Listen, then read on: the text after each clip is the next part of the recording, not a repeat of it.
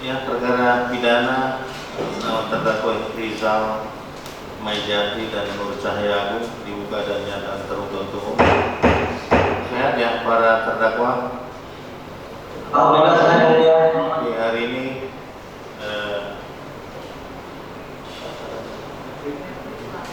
ya tanggapan dari penuntut umum atas nota pembelaan selesai. Selesai majelis. Silakan. Terima kasih majelis. Izin majelis sebelumnya kami membacakan satu untuk semua karena pada dasarnya analisanya salah. Oke. Terima kasih. Untuk keadilan Kejaksaan Negeri Pekanbaru, keadilan replik atau tanggapan atas nota pembelaan pledoi terhadap terdakwa F. Rizal, kami langsung saja terhadap pendapat kami menanggapi dari pledoi penasihat hukum terdakwa. Pertama, bahwa tim penasihat hukum terdakwa dalam nota pembelaannya masih mempermasalahkan fee yang diterima terdakwa apakah dari perhitungan dana premi atau fee dari imbal jasa penjaminan atau IJP. Tanggapan kami penuntut umum atas pembelaan tersebut sebagai berikut. Bahwa dasar pemeriksaan perkara ini adalah surat dakwaan penuntut umum. Bahwa penuntut umum mendakwa terdakwa dan membuktikan dalam tuntutannya adalah terdakwa selaku pegawai PT BPD Riau Kepri terikat dengan ketentuan internal dan eksternal yang berlaku bagi bank antara lain sebagaimana diatur dalam SOP PT BPD Riau Kepri, yakni prinsip kode etik kepatuhan atau Compliance Code of Conduct yang berlaku untuk setiap dewan komisaris, dewan direksi, dan pegawai bank yang mengatur. Tidak dibenarkan menerima imbalan, hadiah, atau cindramata atau sesuatu barang atau sesuatu benda dalam bentuk apapun dengan tujuan untuk memperkaya diri sendiri atau keluarganya. Prinsip ini merupakan perwujudan dari penerapan prinsip kehati-hatian sebagaimana diatur dalam pasal 2 dan pasal 29 ayat 3 Undang-Undang RI nomor 10 tahun 1998 tentang perubahan atas Undang-Undang RI Indonesia, Undang-Undang RI nomor 7 tahun 1992 tentang perbankan. Kode etik kepatuhan tersebut sebagaimana diatur dalam keputusan direksi PT Bank Pembangunan Daerah Riau Kepri nomor 071A/Kepdir/2019 tentang kode etik kepatuhan. Bahwa sebagaimana ketentuan di atas tidak perlu dipermasalahkan sumber penerimaan terdakwa dimaksud. Tetapi yang terpenting penerimaan itu ada kaitannya dengan tugas dan pelaksanaan serta tanggung jawab pekerjaan terdakwa selaku pimpinan cabang PT BPD Riau Kepri yang di dalam surat tuntutan sudah secara terang-benderang dijelaskan sehingga tidak perlu kami uraikan lagi. 2. Bahwa dalam nota pembelaan penasihat hukum menjadikan dasar pembelaannya dengan mengutip pendapat ahli ADCAT yaitu Hanafi Amrani SH MH LLM PhD dapat dilihat pada halaman 50 sampai dengan 51 yang pada pokoknya ahli menjelaskan bentuk-bentuk jasa bank di dalam pasal 49 ayat 2 huruf A Undang-Undang RI nomor 10 tahun 1998 tentang perubahan atas Undang-Undang RI nomor 7 tahun 1992 tentang perbankan seperti uang muka atau jaminan uang muka, bank garansi, fasilitas kredit bank, wesel, surat promes, kertas dagang dan kewajiban lainnya.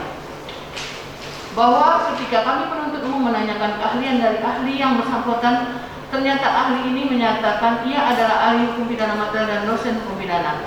Bahwa di dalam lapangan hukum pidana ada program-program kekhususan seperti ahli tindak pidana lingkungan, ahli tindak pidana perbankan dan ahli-ahli lainnya sesuai dengan disertasi yang ditulisnya. Bahwa dengan demikian ahli ini telah menyampaikan pendapat di luar keahliannya yaitu bukan merupakan ahli tindak pidana perbankan. Bahwa di persidangan kami penuntut umum dalam perkara ini telah menghadirkan ahli tindak pidana perbankan Dr. Zulfi Diana Zaini SHMH yang secara keahliannya tentu sangat kredibel dalam memberikan pendapat sesuai dengan bidang keahliannya terhadap tindak pidana yang didakwakan oleh penuntut umum.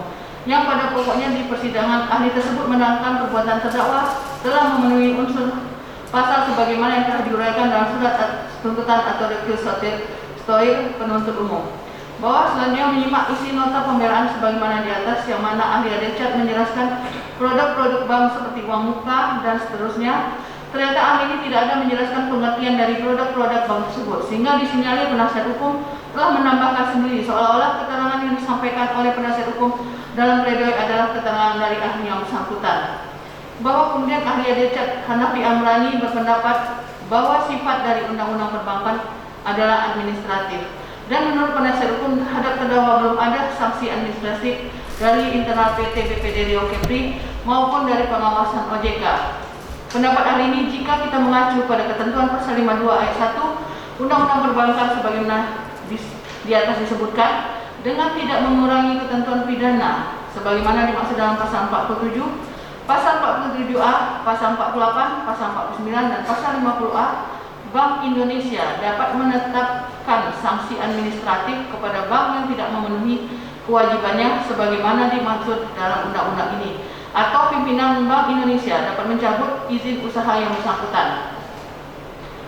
Dalam ketentuan Pasal 52 ayat 1 di atas tidak ada tersirat ataupun tersurat sifat dari Undang-Undang Perbankan adalah administratif. Bahkan pasal ini tidak mengurangi ketentuan pidana. Artinya, tidak ada terkandung pada pasal tersebut prinsip ultimum remedium. Kemudian jika kita lihat perkara-perkara perbankan yang pernah diputus oleh Pengadilan Negeri Pekanbaru, di antaranya atas nama terpidana Welly Sapriadi, pegawai bank di PT BPD Riau Kepri, dan terpidana Perinto Bernard Roytan Sianturi dan kawan pegawai bank di PT Bank Mandiri, tidak mendapat sanksi administratif sebelumnya dari bank tempat masing-masing mereka bekerja pada saat melakukan tindak pidana perbankan tersebut. Namun, penegakan hukum pidana perbankan terhadap terpidana tersebut tetap menjadi premium remedium. Dan sanksi administratif ini pun menurut pasal AFWO diterapkan oleh Bank Indonesia dan mempergunakan kata dapat. Yang frase kata dapat ini jika dikaitkan dengan frase kalimat sebelumnya dengan tidak mengurangi ketentuan pidana, ini berarti ketentuan pidana dapat langsung diterapkan kepada terdakwa tanpa harus sebelumnya terdakwa menerima sanksi administratif. Bahwa nilai pembuktian yang disampaikan oleh ahli menurut pendapat M. Yahya Harahap dalam bukunya yang sudah menjadi pedoman baik oleh hakim, penuntut umum, dan praktisi hukum lainnya adalah mempunyai kekuatan pembuktian bebas. Artinya, nilai kekuatan pembuktiannya tergantung pada penilaian hakim. Dengan tidak bertitik tolak pendapat ahli Adecap ini diberikan di persidangan tidak sesuai dengan keahliannya, maka keterangannya sangat layak dan pantas majelis hakim menyampingkannya. 3. Bahwa dalam nota pembelaan penasihat hukum pada pokoknya menyatakan kebijakan PT BPD Riau Kepri dalam penempatan premi asuransi atau IJP dan pengelolaannya tidak sesuai dengan aturan perundang-undangan yang berlaku, sehingga menurut penasihat hukum tidaklah pantas menyalahkan terdakwa. Sedangkan pengurus perseroan PT BPD Riau Kepri melanggar ketentuan perundang-undangan dalam penempatan premi asuransi atau IJP. Tanggapan kami penuntut umum atas pembelaan dimaksud adalah sebagai berikut. Bahwa PT BPD Riau Kepri dalam penempatan premi asuransi atau IJP dan pengelolaannya dengan menggunakan pialang dilakukan sejak bulan Maret 2018 sampai dengan bulan Maret 2020, yang ditandai dengan masing-masing pialang menandatangani perjanjian kerjasama dengan Direktur PT BPD Riau Kepri dan dikeluarkannya keputusan direksi 096A/Kepri/2018 tanggal 3 September 2018 tentang standar operasional prosedur penggunaan pialang asuransi untuk mengelola asuransi kredit konsumer yang memperbarui ketentuan SOP sebelumnya. Pelaksanaan perjanjian kerjasama ini kemudian dilaksanakan seluruh item-item perjanjiannya oleh pimpinan cabang pembantu dan kedai di Provinsi Riau dan Provinsi Kepulauan Riau dengan mengacu pada SOP di atas. Bahwa di persidangan terdakwa telah menerangkan pada kantor cabang yang dipimpinnya maupun pada kantor pusat di Pekanbaru pada setiap tahunnya telah dilakukan pengawasan oleh Otoritas Jasa Keuangan atau OJK sebagai pengawas pemeriksa lembaga jasa keuangan termasuk perbankan pada pemeriksa keuangan BPK dan Komite Angkutan Publik. Pemeriksaan oleh lembaga dimaksud adalah terhadap kegiatan PT BPD Riau Kepri termasuk pelaksanaan perjanjian kerjasama melalui kepialangan ini. Di persidangan, terdakwa menerangkan dari hasil pengawasan dan pemeriksaan oleh lembaga terkait tidak ada temuan pelanggaran peraturan perundang-undangan dan peraturan terkait lainnya dalam penempatan dan pengelolaan premi asuransi atau EJP sampai berakhirnya perjanjian kerjasama ini pada bulan Maret 2020. Dengan demikian, pendapat penasihat hukum yang menyatakan telah terjadi kekacauan masif dalam sistem perbankan di PT BPD Riau Kepri merupakan pendapat yang keliru dan telah mengiring opini yang berbahaya dan dapat menyebabkan ketidakpercayaan atau distrust masyarakat umum dan dunia usaha di bidang perbankan khusus dari bank dengan premi asuransi, sehingga dengan ketidakadaan keterkaitan dimaksud penasihat hukum berpendapat unsur alternatif tersebut tidak terpenuhi. Tanggapan kami penuntut umum adalah bahwa jelas tampak di sini ketidakkonsistenan penasihat hukum terdakwa dengan alasan di satu sisi penasihat hukum dalam pledoinya menyatakan ketidakterkaitan antara fasilitas kredit dari bank dengan premi asuransi, namun di sisi lain membenarkan adanya fasilitas kredit dan fasilitas kredit itu erat kaitannya dengan pinjaman nasabah.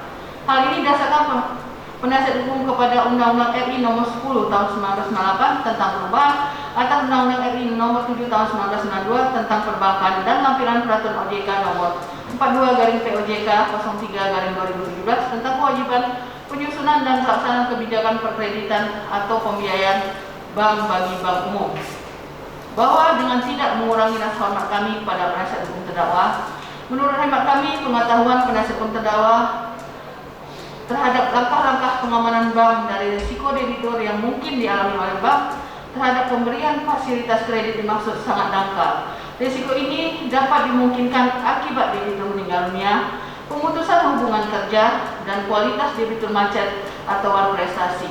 Untuk mengantisipasi terhadap kemungkinan terjadinya risiko bagi bank atas pemberian fasilitas kredit, maka bank mengalihkan risiko itu kepada pihak asuransi. Oleh karena PT BPD Riau Kepri tidak menggunakan sistem bank insurance, akan tetapi menggunakan pialang, maka dilakukanlah kerjasama dengan perusahaan pialang atau broker.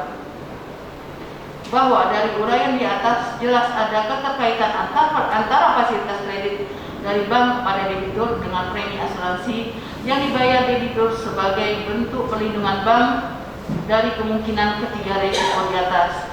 Karena pada bank-bank konvensional termasuk PT BPD Riau Kepri tidak ada fasilitas kredit dari bank jika tidak ada pertanggungan dari pihak asuransi melalui broker. Demikian juga sebaliknya.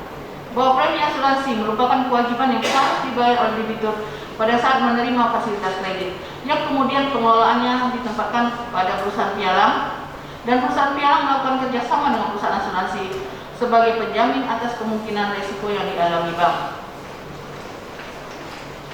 Bahwa di dalam surat tuntutan pidana penuntut umum tanpa bermaksud mengulangi kembali uraian pembahasan unsur tersebut, namun agar penasihat hukum terdakwa dapat belajar kembali bahwa ternyata ada kaitan antara fasilitas kredit dari bank dengan premi asuransi, maka kami kembali menguraikan pokok keterkaitan bermaksud sebagai penegasan.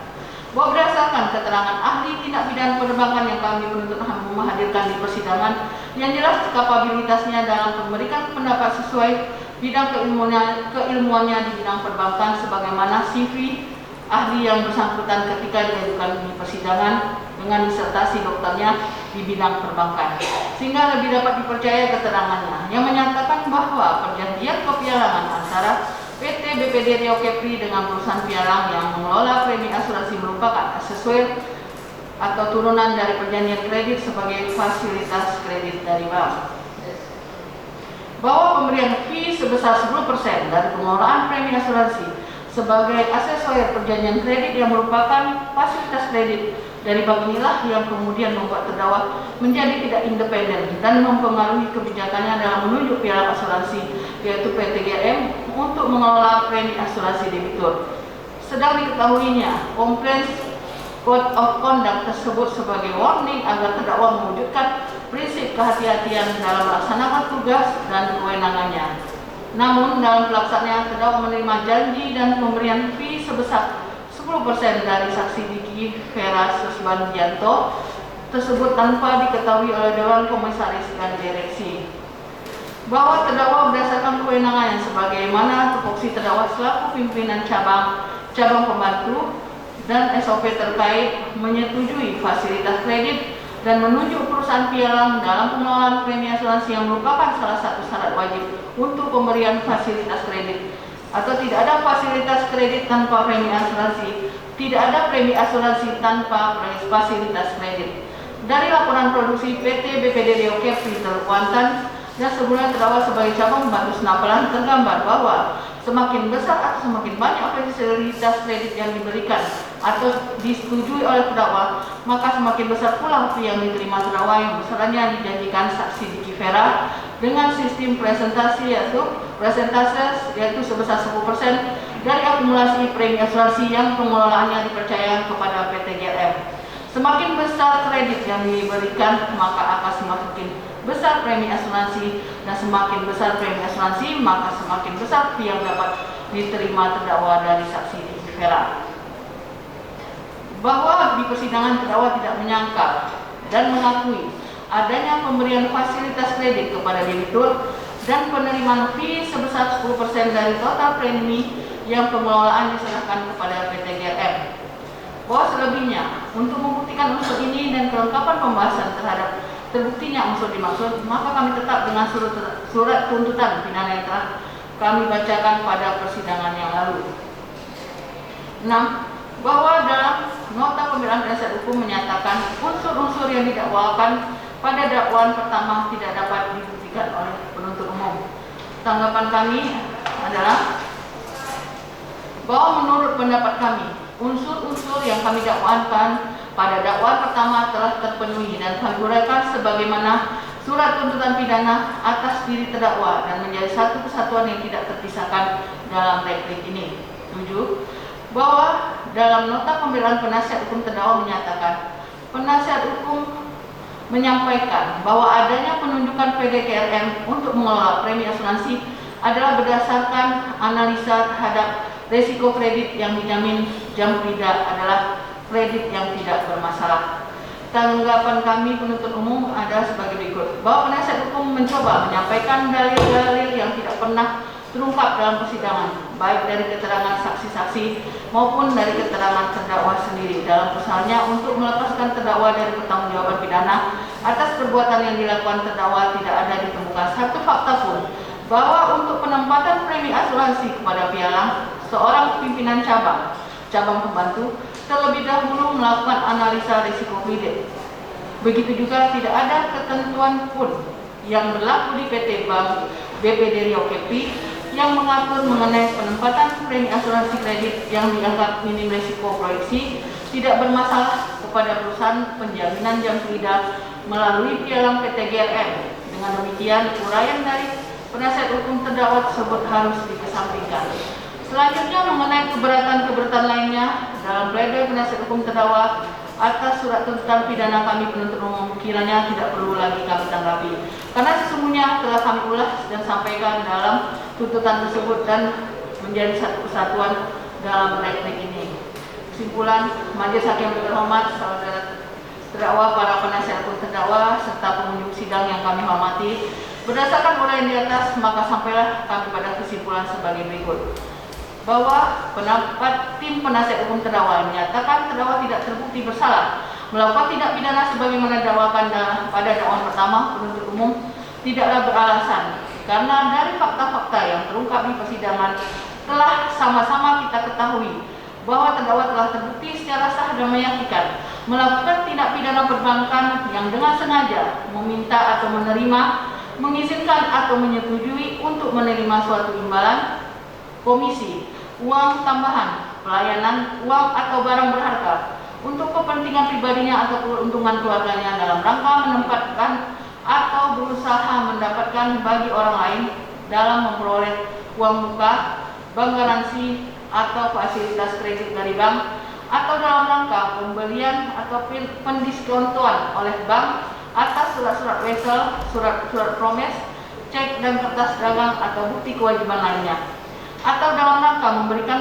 persetujuan bagi orang lain untuk melaksanakan penarikan dana yang melebihi batas kreditnya pada bank, yang perbuatan tersebut dilakukan beberapa kali dan saling berhubungan sehingga dipandang sebagai perbuatan yang diteruskan, yaitu pasal 49 ayat 2 huruf A Undang-Undang RI nomor 10 tahun 1998 tentang perubahan atas Undang-Undang RI nomor 7 tahun 1992 tentang perbankan, junto pasal 64 ayat 1 KUH pidana sebagaimana yang didakwakan. Oleh karena itu, maka nota pembelaan atau pledoi yang disampaikan tim penasihat hukum terdakwa perlu ditolak dan dikesampingkan. Selanjutnya, kami mohon agar majelis hakim yang memeriksa dan mengadili perkara ini menolak dan menyampingkan nota pembelaan atau pledoi dari penasihat hukum terdakwa Rizal, serta kami selaku penuntut umum tetap dengan surat tuntutan kami sebagaimana yang telah kami bacakan dan diserahkan pada sidang hari Senin tanggal 27 September 2021. Kiranya dapat menjadi bahan pertimbangan majelis hakim yang mulia. Pekanbaru 5 Oktober 2021, tim penuntut umum. Baik majelis, kita akan mengamati secara tertulis dan kita skor dulu. Kami skor nanti jam berapa siangnya lapor ke PT. Ya, kalaupun sore jam 3 jam 4 nggak apa-apa. Ya, sidang kita skor ya untuk memberikan kesempatan kepada penasihat hukum para terdakwa menanggapi ya replik dari penuntut umum ya. Sidang diskor.